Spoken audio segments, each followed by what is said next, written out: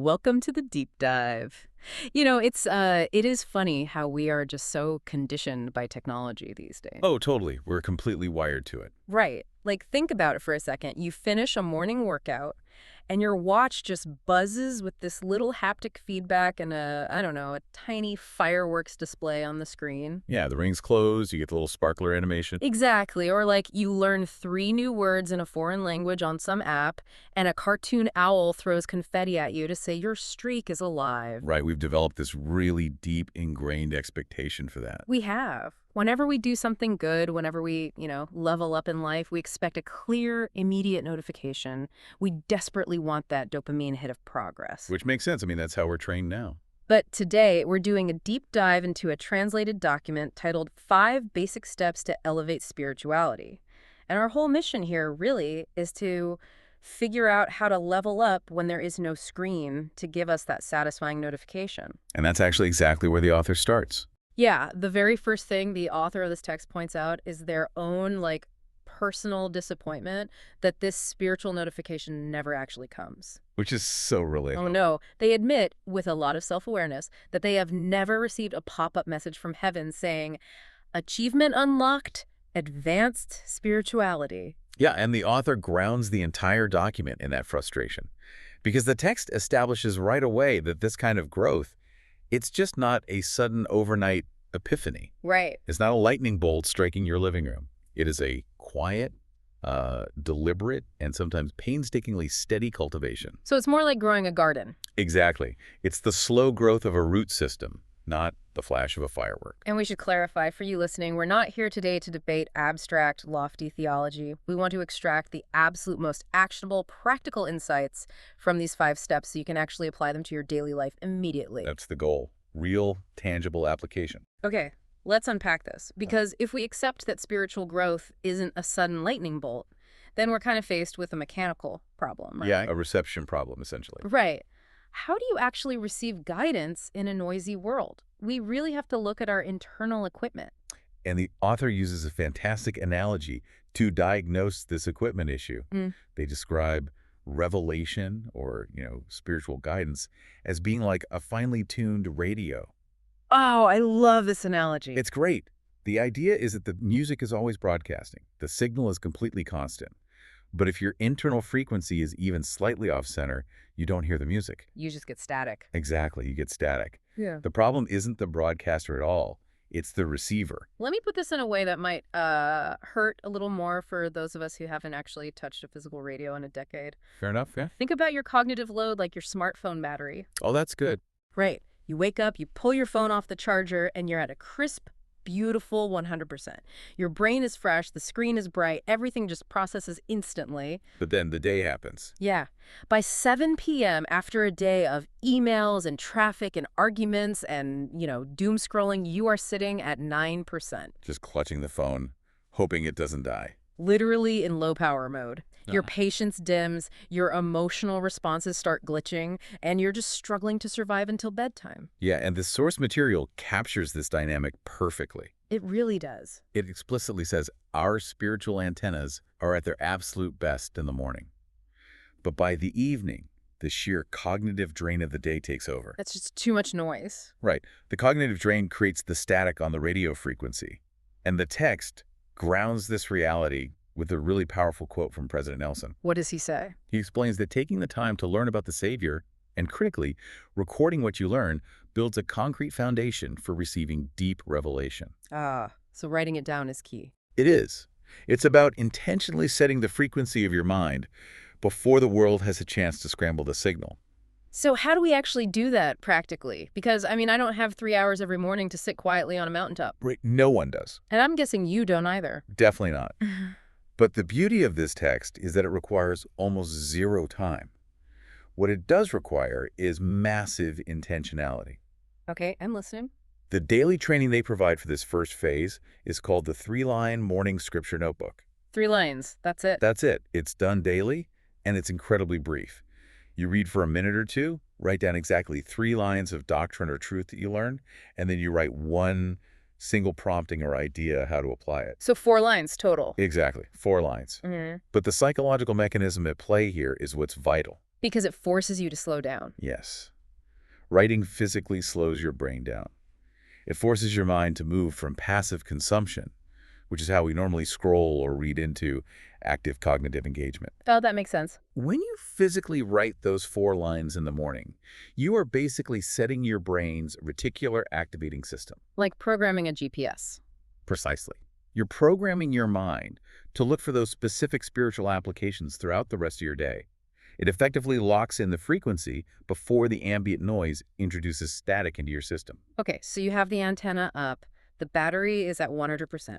Your frequency is locked in. You're ready to receive. But what happens once that signal actually breaks through? Like, you get a prompting to do something. Well, that's where the real challenge begins. Yeah, because in my personal experience, the exact moment I get a good, inspired idea, my brain immediately starts finding highly logical reasons why I shouldn't do it. Oh, 100%. Yeah. And that tension is exactly what the next phase of the document addresses. Okay. Once you receive that initial prompting, the absolute rule is that you have to act before your own logic talks you out of it. There is a wild example in the text about this. The river story. Yes. A person receives this sudden, urgent spiritual prompting to literally jump in to a river, and they actually do it. They jump in even though they couldn't swim. It's a pretty intense anecdote. It is. Now, I'm just going to push back here on behalf of anyone listening who values their own life. Go for it. I'm aligning myself with the original author of this text, who actually admits that if they got that prompting, they would definitely be looking for arm floaties first. Right, which is the natural human reaction. Exactly. I mean, I'm not jumping into a rushing river if I can't swim. How do we differentiate between a genuine, divine prompting and just a reckless, dangerous, intrusive thought? Because one leads to a miracle, and the other leads to a drowning. It's the ultimate question of discernment, isn't it? The text clarifies that divine promptings, even when they seem terrifying or counterintuitive in the moment, they always align with deep, eternal principles. Like saving a life. Exactly, like Yeah. rescuing someone in danger, which is what was happening in that river scenario. Intrusive thoughts, on the other hand, are chaotic and destructive. That's a good distinction. Divine promptings, even the urgent ones, they carry this underlying current of deep peace and clarity, pushing us toward love, service, or preservation of life. But the text highlights this extreme example for a specific reason. To show our hesitation. Yes, to show just how quickly our rational minds will attempt to veto an uncomfortable inspiration. Here's where it gets really interesting.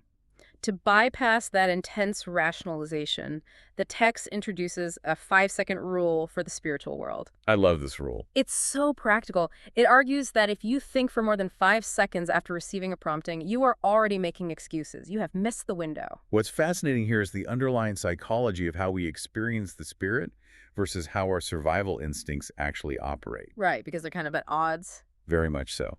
The text describes the spirit's voice as light, quiet, and small. And because it's so subtle, it's incredibly vulnerable to our brain's rationalization engine. The excuse machine. Exactly. Your basal ganglia and prefrontal cortex are designed to conserve energy and keep you comfortable and safe from, like, social embarrassment. Oh, social embarrassment is a big one. It's huge. So the moment a quiet voice suggests you do something inconvenient or vulnerable or out of the ordinary, like texting an estranged friend or stopping to help a stranger, your logic steps in to protect you. With a dozen perfectly reasonable excuses. Highly intelligent excuses. Like, oh, I'll do it later when I have more time, or they probably don't want to be bothered right now. Or, I'm definitely just imagining things. Yes, they sound so rational. Because they are designed to sound rational. The text cites an example of President Monson, a religious leader who was widely known for following promptings instantly. Without hesitation. Right. He would feel a nudge to go visit someone who was sick, and he wouldn't hesitate. He wouldn't check his schedule, he wouldn't look at his watch, and he wouldn't rationalize why tomorrow might be a better time. You just went. He acted in the moment, and he witnessed profound miracles as a direct result. So the practical training here is literal, physical speed. Speed is the key. When you get a nudge to reach out to someone, to help someone, or even just to apologize for something small, act within 5 seconds. Don't wait. Pick up the phone, turn the car around, say the words. You give your brain zero runway to invent an excuse. You just launch. Removing that friction between inspiration and action is really the only way to outsmart your own comfort zone. Okay, so we're acting instantly to bypass our logic. But that kind of assumes our intuition is pointing outward, right? Telling us to do a good deed. Let's pivot. because this brings up a really uncomfortable reality in the text. What happens when that split-second prompting tells you that you are actually the problem? The inevitable collision with our own ego. It's brutal. It is. This is where the source material gets deeply introspective. It focuses on the absolute necessity of humbly asking questions about our weaknesses and intentionally setting our pride aside. The text shares this incredibly relatable anecdote about a brother who was corrected by his bishop. It's a tough situation. Right, and on the outside, he was probably nodding and saying all the right things, but internally, A different story entirely. the text says his pride was throwing an absolute tantrum, just screaming, "I am not wrong, they don't understand my situation." You've all been there. I read that and my stomach just dropped because I know that exact feeling, that hot flush of defensiveness in the back of your neck. It's like an involuntary reflex. It is a profound defense mechanism. When our carefully constructed self-image is threatened, we build emotional walls instantly. To protect ourselves. Exactly. We rewrite the narrative in real time to make ourselves the victim or the misunderstood hero. To me, this human ego is exactly like a car's blind spot. Oh, that's a perfect way to look at it. Think about driving, say, 80 miles an hour on the highway. You look in your rearview mirror, you check your side mirror. From your perspective, sitting in the driver's seat, the road is totally clear. Right, you've done the checks. You are completely justified in changing lanes. You have all the evidence. But you don't realize there is a massive semi-truck hovering right off your back bumper in that tiny, unseen space. Just waiting. If you just trust your immediate perspective and swing the wheel, you're going to crash. Because the terrifying thing about a blind spot is you genuinely cannot see it, No matter how smart you are. no matter how smart or well-intentioned you are. So how do we reveal what's in the spiritual blind spot without crashing our lives? What's the solution? The text offers a highly specific, very vulnerable solution. Calming down the defensive reflex and humbly asking the Lord a direct question. Which is, What is hindering my progress? wow, that is a terrifying question to ask the universe. It is terrifying because you have to be ready for the unvarnished answer. Yeah, you might not like what you hear. But the text explains that by asking this specific question, you're giving the Spirit permission to act as the light that illuminates those blind spots. It cuts right through. It bypasses your ego and reveals the inner obstacle, the jealousy, the laziness, the resentment that you could not or would not see on your own. And the weekly training for this step is what the author calls the weekend spiritual audit. Right. Once a week, you dedicate quiet time to ask God what is hindering your growth. But here is the mechanism that makes it actually work, and I love this. You force yourself to physically write down the justifications you have been making all week. Get them out of your head. Yes, you get them onto paper. Because hacking our own defense mechanisms requires seeing them outside of our own minds. It changes how you view them. It really does. When a justification lives entirely in your head, it feels valid. Yeah. It masquerades as logic. I was just tired. Exactly. Yeah. But when you write down, I snapped at my partner because I had a long day at work, or I ignored that prompting to help my neighbor because I really wanted to finish my television show, the illusion breaks. Oof, seeing that on paper is harsh. The ink on the paper forces you to see the justification for what it really is. A flimsy excuse. Writing it down strips the ego of its power.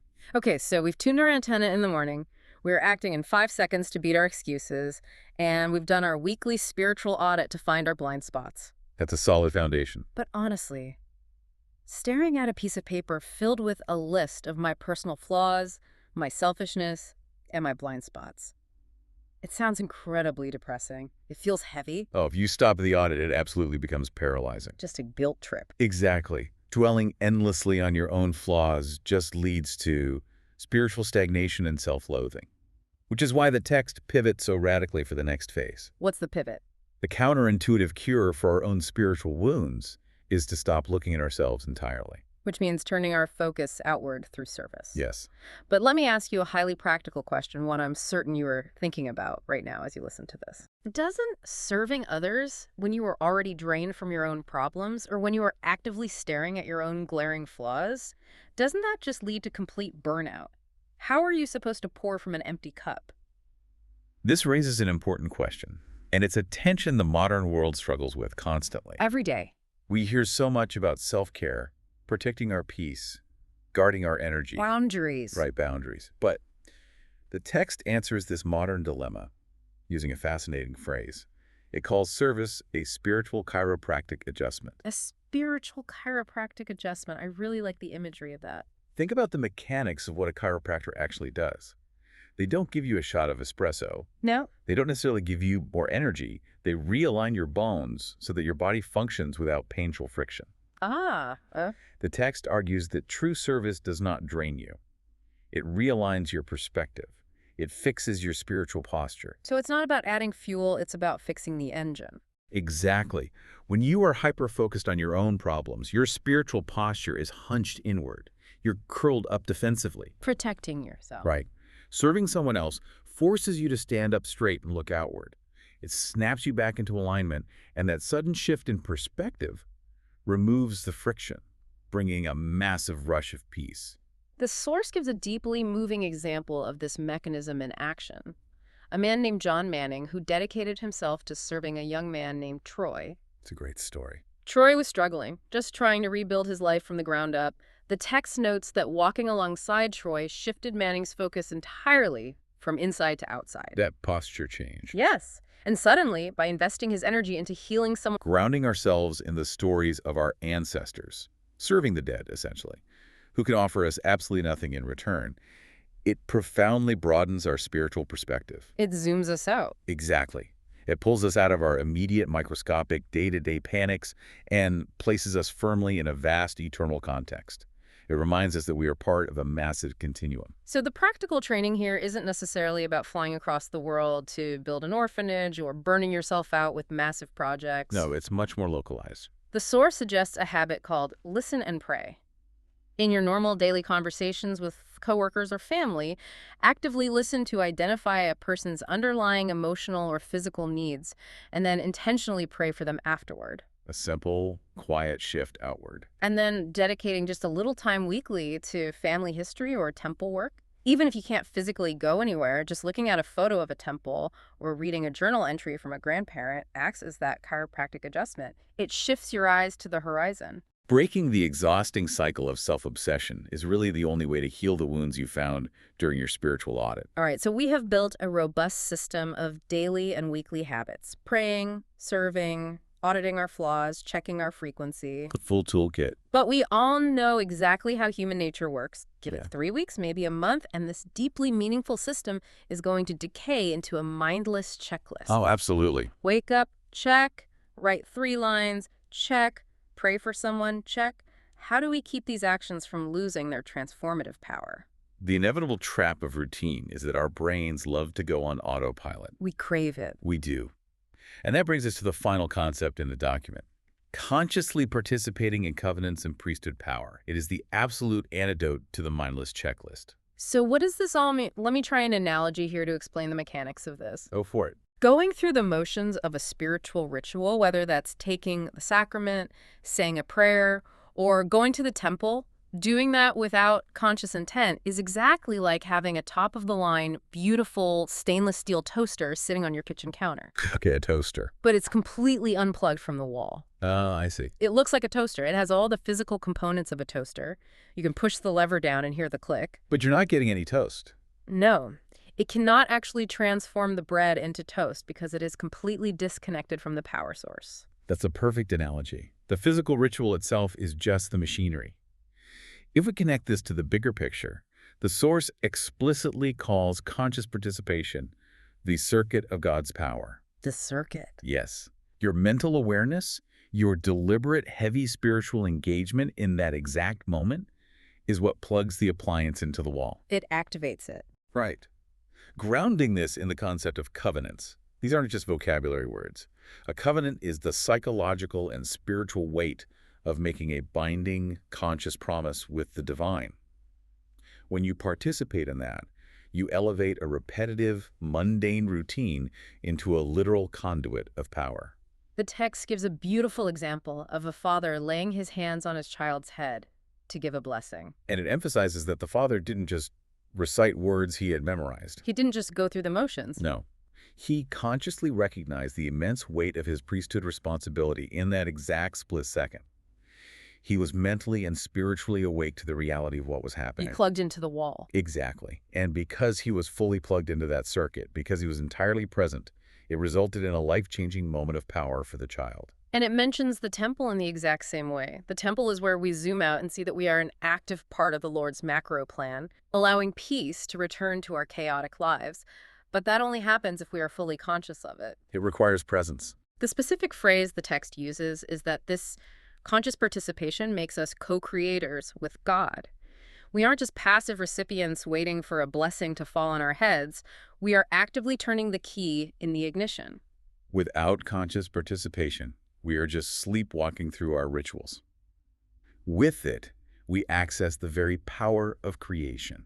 Okay, we have covered a massive amount of ground today. Let's synthesize this journey for you. Let's review. We started with tuning your morning antenna, fixing the frequency of your brain before the world gets loud by physically writing down a few lines of truth to set your reticular activating system. Step 1. Then, when the signal comes, bypassing your brain's natural defense mechanisms by acting within 5 seconds. Beating the excuses. Next, conducting a ruthless but humble spiritual audit, writing down your excuses to expose your ego's blind spots. Finding the inner friction. Curing the sting of those blind spots by getting a spiritual chiropractic adjustment, turning your posture outward through serving others and connecting to your ancestors. Realignment. And finally, plugging all of this machinery into the wall, activating the power circuit through hyper-conscious participation in your covenants. It is an incredibly comprehensive, mechanical framework for living a better life. It really is. But what I find most profoundly comforting about this translated text is how the author chooses to conclude it. Oh, the ending is so good. It's wonderful. After laying out all these high-level steps, the author acknowledges a fundamental, undeniable truth. Spiritual growth is not about perfection. You are going to mess up. Definitely. You're going to ignore promptings. Yeah. You are going to let your ego win arguments. You are definitely going to leave the toaster unplugged sometimes. We all do. But the text frames this reality beautifully.